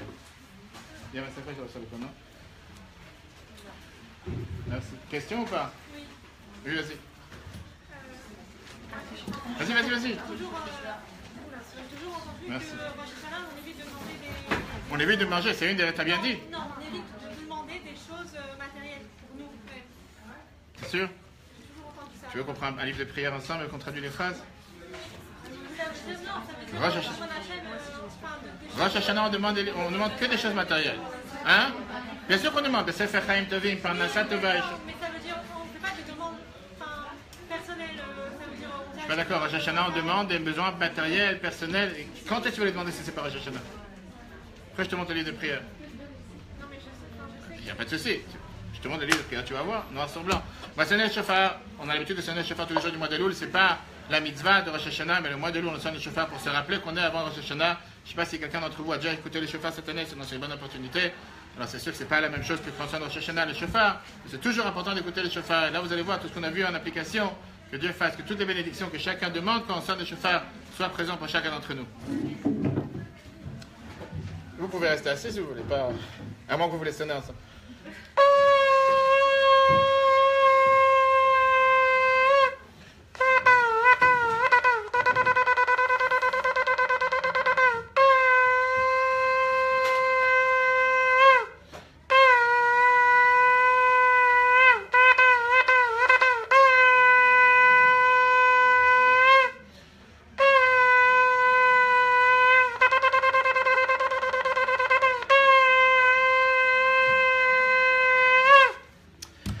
Voilà. Que Dieu fasse encore une fois qu'on ait toutes ces bénédictions.